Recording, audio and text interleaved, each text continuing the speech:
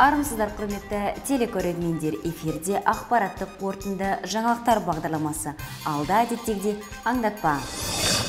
Мемлекет басшысының Қазақстан халқына жолдауы жарияланды. Статистикалық есеп берудегі өзгерістер апта ішінде талқыланды.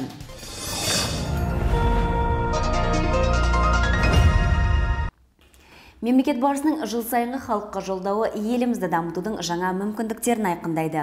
Маңызды мәселелер мен оларды шешуде оңтайлы шаралар көрініс тапқан биылғы жолдауда барша қазақстандықтар алдында 10 міндет тұр. 4-ші өнеркәсіптік революция жағдайындағы дамудың жаңа мүмкіндіктері деген атаумен қаңтар айының 10 жұлдызында жарық көрген маңызды құжатта барлық дерлік салалар жан-жақты қамтылған. Мемлекет басшысы жыл сайын алдағы мақсаттарды айқындауға негізделген Қазақстан халқына жолдауын жасайды. Биылғы жолдау ресурстық әлеуетті одан әрі дамытуға, көлік логистика инфрақұрылымының тиімділігін арттыруға, құрылысқа және коммуналдық секторға заманауи технологияларды енгізуге, қаржы секторын қайта жаңғырту сынды бірқатар маңызды бағыттарды жүзеге асыруда 10 басты міндеттерді алға қойып отыр. Әлеуметтік салаларға басымдылық берілген аталмыш құжатта жастарға алғашқы мамандықты мемлекет беретіні, медициналық көмектің қолжетімділігі мен тиімділігі, сапалы жұмыспен қамту және әлеуметтік қамсыздандыру, сондай-ақ бірыңғай электрондық еңбек биржасын енгізу сынды бірқатар өзекті мәселелер назарға алынған. Оның басты мақсаты еліміздің экономикалық жетістіктері мемлекетіміздің әрбір азаматтарының өмірін сапалы деңгейге жеткізу. Осының бәрі дұрыс қойылған саясаттың және Қазақстанның халықаралық аренадағы беделінің жоғары екендігін дәлелдейді. Бұл жолдау жаңа әлемге, яғни 4-ші өнеркәсіптік революция әлеміне бейімделу мен жетістікке жету жолын табу үшін не істеу қажеттігін айқындайды деп баяндаған мемлекет басшысы, жаңа әлем көшбасшыларының қатарына қосылу үшін Қазақстанда қажетті нәрсенің бәрі де бар екендігіне сенімділік білдіруде. Қымбатты отандастар, Қазақстан әлемдегі түрлі сынақтарға төтеп беріп, қарқынды экономикалық даму жолына бет алды. Еліміздің 2050 жылға дейінгі ұзақ мерзімді даму стратегиясы жүзеге асырылуда. 100 нақты қадам ұлт жоспары аясында біз реформаларды жүргізіп келеміз. Индустрияландыру саласын өркендету үшін жүйелі жұмыстар атқарылуда. Біз конституциялық реформаны жүзеге асырып, еліміздің 3-ші жаңғыруын бастадық. Рухани жаңғыру бағыты бойынша кешенді іс-шаралар жүргізілуде. Цифрлық Қазақстан бағдарламасы жақында үкімет жағынан қабылданды. 3-шіден, өнеркәсіп кешенін жаңа технологиялық деңгейге көтеру керек. Бұл ауыл шаруашылығында еңбек өнімділігі менен өңделген өнім экспортын түбегейлі арттыруға тиіс. 4-ші, транспорт пен логистикалық инфрақұрылымды одан әрі дамыта беруіміз қажет. Цифрлық технологияларды енгізу мен интеллектуалды транспорт жүйесін құру жүк тасымалдау мерзімдерін қысқартуға және транзиттен түсетін табыстарды еселеуге мүмкіндік береді. Құрметті қазақстандықтар, аталған міндеттерді орындау үшін бүкіл қоғамның бірлігі мен ынтымағы керек. Ол үшін үкімет пен әкімдер кеңінен түсіндіру жұмыстарын жүргізу қажет. Отанымыздың көркеюі, әркімнің жаңа цифрлық дәуір талаптарына сай болуына байланысты осыны әрбір қазақстандық терең түсінуі керек. Қазақстанның жарқын болашағы жолында барлық мақсаттарға қол жеткізетінімізге мен кәміл сенемін. Апта ішінде жарияланған елбасы Нұрсұлтан Назарбаевтың Қазақстан халқына жолдауы жерлестеріміз тарапынан қолдау табуда. Осыған орай Достық және шығармашылық үйінің қабырғасында қоғам белсенділері, этномәдени бірлестік пен қала ұйымдарының өкілдері дөңгелек үстел аясында бас қосып жолдауды талқылады. Мемлекет басшысының жыл сайынғы халыққа жолдауы еліміздің осы кезеңдегі дамуының қорытындыларын шығарып, жеткен жетістіктерімізді саралап, алдағы уақытта атқаратын істеріміздің бағытын айқындайтын маңызды құжат. Биылғы жолдау бағдарламасында алға қойған нақты міндеттермен ерекшеленуде. Дәл осы тақырыптар аясы қоғам белсенділерінің қатысуымен ұйымдастырған дөңгелек үстел төңірегінде кеңінен талқыланды. Алғашқылардың қатарында болып созылған ішкі саясат бөлімінің жетекшісі Ләззат Құсайынова жолдауда көрсетілген 10 міндеттерді баяндап, оның негізгі бағыттары жөнінде егжей-тегжейлі ақпарат берді. білдірді. Келесі сөз тізгінін алған Нұр Отан партиясы қалалық филиалы төрағасының бірінші орынбасары Шолпан Омарова жолдаудағы білім беру саласындағы өзгерістер жайында ой өрбітіп, бүгінгі қолға алынған шаралар ертеңгі саналы ұрпақты тәрбиелеуде маңызды бағыт екендігін алға тартты. Басқосу жалғасында қоғамдық бірлестік өкілдері де пікірлерін ортаға салып, бұл ретте Женский луч қоғамдық бірлестігінің директоры Оксана Волкова-Михальская мемлекет басшысының жолдауынан әрбір азамат өзіне қажетті бағытты таңдай алады деген оймен бөлісті. Сөз жалғасында баяндамашы маңызды құжат еліміздің өркендеуінде орасан септігін тигізіп, жолдауда айқындалған міндеттерді жүзеге асыруда қоғам белсенділері әрдайым қолдау көрсететінін жеткізді. 4-ші өнеркәсіптік революция жағдайындағы дамудың жаңа мүмкіндіктері атты жолдауды талқылау барысында сөз тізгінін алған қалалық оқыту әдістемелік орталығының директоры Қайрым Қабар басым бағыттардың айқын екендігін және алдағы уақытта оны атқаруда қолға алынатын жұмыстарға бір кісіде атсалысу қажеттігін пікірін білдірді. Жалпы елбасының бізге алдымызға қойған 10 бағытының барлығында да осындай нақты тапсырмалар берілді. Барлығы да біздің атқарылып келе жатқан жұмыстарымызбен нақты байланыстырылған, өмірден алынған екен көзіміз жетіп оқып шықтық. Міне елбасының бізге осы алдымызға қойып берген басты басым бағыттары осылар. Ендігі кезекте біз не істеуіміз керек? Ел болып, еңселі іске үлес қосуға тиіспіз. Біздің атқарған істеріміз көп, біткен істеріміз де бар. Ендігі кезекте біз бітіретін ісімізді іздеуіміз керек. Біздің кемшілігіміз, бір-бірімізден кемшілікті көп іздейміз. Тырнақ астынан кір іздеген адамға күннің де көзінен күңгірт бір кінәрат табуға болады. Омыраулатқыш, қоңыраулатқыш ой өрісімізге өзгеріс керек. Бір-бірімізді көзге шықмай, жағадан жылқымай өмір сүруге кірісуіміз керек. Рухани жаңғырудың да басты мәні осында. Шын шеберлік жетістікті жетілдіру арқылы қалыптасады. Жетістікті жетілдіруіміз керек. Елбасының бізге айтқысы келген ойы осылай деп түсінемін. Маңызды ой пікірлер ортаға салынған дөңгелек үстел барысында жетекшілік еткен қала әкімінің орынбасары Гүлназ Әбілова алға қойған мақсаттар айқын, ал бізге тек оны жүзеге асыру қажет деп жиынды қорытындылады. Өткен 2017 жыл Степногорск қаласы үшін жағымды жайттарға толы болды. Солардың бірі Нұр Отан партиясының қалалық филиалы республикалық қоғамдық қабылдау бөлмесі байқауында жеңімпаз атанды. Халықтың әлеуметтік мәселелерін шешуге, мемлекеттік саяси реформаларды жүзеге асыруда Нұр Отан халықтық демократиялық партиясы маңызды жұмыстар атқаруда.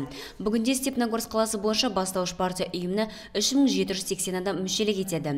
Олардың ішінде 615-і биылдың өзінде партия қатарына қосылған. Бұл жөнінде Нұр Отан партиясы қалалық филиал төрағасының бірінші орынбасары Шолпан Омарова ұйым тарапынан биылғы жылы атқарылған іс-шаралар барысы жайында баян етуде. Нами была в этом году проделана очень большая работа. Это работа по 3 партийным проектам. Біз биылғы жылы бірқатар жұмыстарды атқардық. Бұл ардагерлерді ардақтайық, кедергісіз келешек және бақытты балалық шақ партиялық жобалары бойынша жұмыс. Жыл басынан бері қоғамдық қабылдауға 296 өтінімдер түсіп, оның ішінде 155 мәселе бойынша оңтайлы нәтижеге қол жеткізілді. Сауалдар негізінен тұрғын үй шаруашылық, денсаулық сақтау және жұмыспен қамту бойынша келіп түседі деп отыр орынбасары. Бүгінде бірігіп атқарылған жұмыстар өз нәтижесін беріп, қалалық филиал республикалық қоғамдық қабылдау бөлмесі байқауында жеңіске жетті. Байқаудың облыстық іріктеуінде бағын сынаған Нұр Отан партиясының Степногорск қалалық филиалы жеңімпаз атанып, республикалық сайысқа жолдама алған. Енді көріп тұрғандай, еліміздің барлық өңірлерінің ішінен біздің ұйым аталмыш байқауда озық шығып отыр. 13 декабря 2017 года в центральном аппарате партии Нур Отан в городе Астане состоялась церемония награждения победителей. 2017 жылдың 13 желтоқсанда Нұр Отан партиясының орталық аппаратында байқау қатысушыларын салтанатты марапаттау рәсімі жүзеге асты. Степногорск қалалық филиалы қоғамдық қабылдау бойынша жүлделі бірінші орынға ие болғанына әрине біз өте қуаныштымыз. Нұр Отан партиясы төрағасының бірінші орынбасары Мұхтар Құл-Мұхаммед бізге бірінші дәрежелі диплом, бағалы сыйлық ноутбук және шағын мүсіншені табыстады деп отыр Шолпан Омарова. Нәтижелі жұмыстардың жүзеге асуына жергілікті мәслихат депутаттары бір кісіде атсалысуда.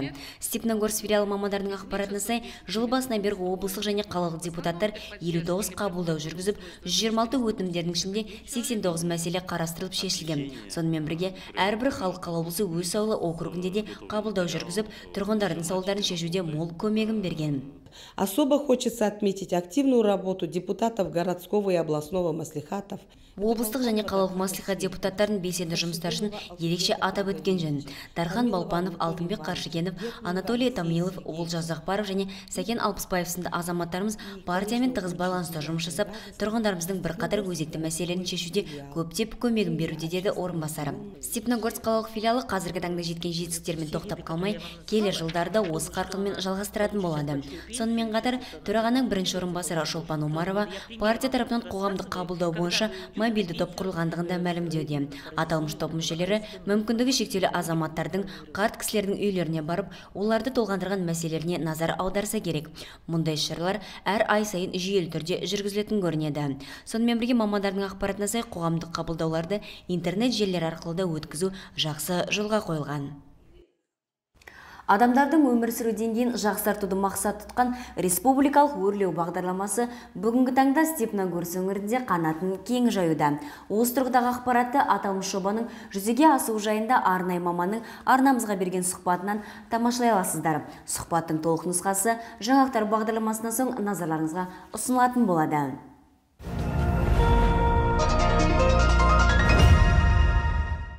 Ағымдағы жылы статистикалық деректемелерді беру бойынша әдістемелік ұсыныстар апта ішінде жүзеге асқан семинар барысында белгілі болды. Қалалық статистика басқармасы тарапынан ұйымдастырған оқыту шаралары жергілікті кәсіпорындар мен мекеме есепшілеріне арналды. Қала әкімінің орынбасары Ерасыл Жұманбаевтың қатысуымен өткен жиында статистикалық деректердің дұрыс әрі мерзімде беру бойынша ұсыныстар айтылды. Жыл сайынғы дәстүрге айналған аталмыш кездесулердің маңызы орасан деп мәлімдеген Степногорск қалалық статистика басқармасының басшысы Раушан Айтқожина бүгінгі жиынға өзгерістердің орын алу жайы себеп болғандығын алға тартты. Очень много изменений, там нужно по каждому отчету, если у нас около 150 разновидностей отчетов. Биылғы жылы статистикалық есептер бойынша біршама өзгерістер орын алды. Бізде есептердің 150-ге тарта түрлері болса, солардың барлығына дерлік мерзімдерінде, бөлімдерінде өзгертулер енгізілсе, жаңадан респонденттер де қосылды. Бүгінгі шарада осыларды талқылайтын боламыз, деді Раушан Айтқожина. Семинар жалғасында мәлім болғандай еңбек статистикасын ұсыну бойынша бірқатар өзгерістер енгізілген. Бұл ретте ірі және орта кәсіпорындардың кадр қажеттіліктері мен саны жөніндегі есептер қаңтар айының соңына дейін ұсынылуы керек. Аталмыш деректер 2018 жыл бойынша және оны 100-ден астам қызметкері бар заңды тұлғалар ұсынады. Бұл жөнінде баян еткен Раушан Айтқожина жалпы мемлекеттік статистикалық есептер толтыру бойынша мағлұматтармен де бөлісті. Сонымен бірге баяндамашы аталмыш деректер дұрыс болмаған жағдайда әкімшілік жаза қарастырғандығын ескере келе, халықтың жұмыспен қамтылуы мен еңбек ақысы үкіметтің бас назарында екендігін баян етті. Сөз жалғасында басқарма басшысы ауыл шаруашылығы, қоршаған орта мен өндіріс, қызмет көрсету және саудасында бірқатар салалардың статистикалық есептерін ұсыну бойынша егжей-тегжейлі ақпараттарын таратты. Өз кезегінде семинар қатысушылары толғандырған сауалдарын жолдап, мамандар тарапынан толымды жауаптарға ие болды. Кездесу соңында бүгінгі ұсынылған мағлұматтарды алдағы есеп берулерде тиімді қолдануға байланысты кеңестер беріліп, статистика басқармасы кәсіпорын мен мекеме өкілдеріне қажетті ақпараттарды дер кезінде және нақты ұсыну керектігін ескеріп өтті. Астана опера театрының өнерпаздары ағымдағы аптада Степногорск халқына өз шығармашылықтарын шашу шашты. Горняк орталық мәдениет сарайында ұйымдастырған мәдени кеште классика жанрының майталмандары жерлестерімізге керемет көңіл-күй сыйлады. Танымал туындылардан бөлек заманауи авторлар мен сазгерлердің шығармалары шырқалған концерттік бағдарламаны жаңалықтар топтамасынан соң назарларыңызға ұсынылатын болады. Арнамыз қосулы болсын.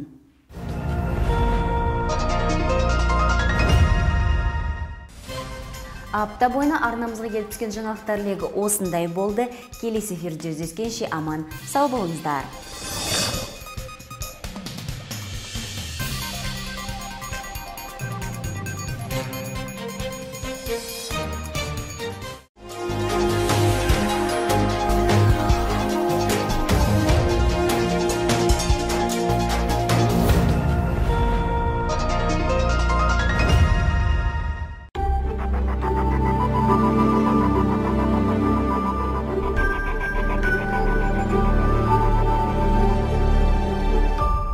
Қазақстан дамудың негізгі маңызды екі процесін алға басып келеді. Саяси реформа мен экономикалық жаңғыруды қолға алды. Біздің мақсатымыз айқын, болашағымыз белгілі. Ол әлемдегі 30 елдің қатарына қосылу. Бұл рухани жаңғыру. Бірінші тарау ол 21 ғасырдағы ұлттық сана туралы, екінші таяу жылдардағы міндеттер. Осы бірінші тарау 6 басымнан тұрады. Бірінші басым бәсекелік қабілеттілік, екінші прагматизм. Осы прагматизмға келіп тоқталатын болсақ, прагматизм ұлттық құндылықты сақтай отырып, даңғойлыққа, жаңағы ысырапшылдыққа жол бермей, Қазақстанның табиғи ресурсын жақсы пайдалану. Екінші бір тоқталатын таяу жылдардағы міндеттерге тоқталатын болсақ, ол 3 басылымдықтан тұрады. Бірінші басылым 100 нақты кітап, екінші ол жаңағы бізде латын алфавитіне көшу, үшінші басылым ол туған жер бағдарламасы. Болашаққа бағдар рухани жаңғырудағы 6 басымдылыққа байланысты ісімізді әрмен қарай жалғастырып, мақсаттар мен міндеттерді алдағы уақытта жалғастыруға міндеттіміз. Біздің ол нақты борышымыз деп санаймын. 30 елдің қатарына қосылу үшін.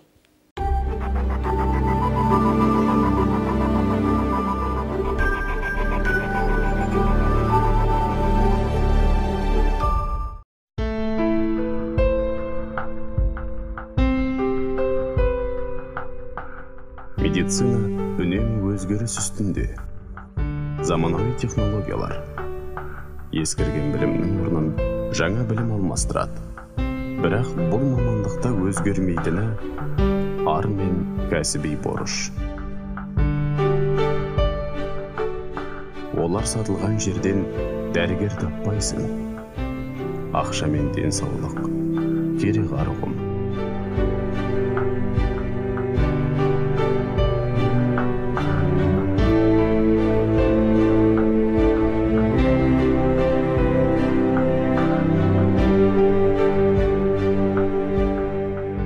Сертті байлық жеңіп кетсе, жер бетінде адамзат баласының емі табылмай, сырқат саны көбейеді.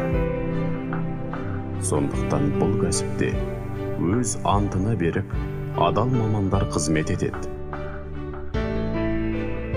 Олар еліміздің өткені, бүгіні мен келешегі, ұлт саулығын сақтаушы күш.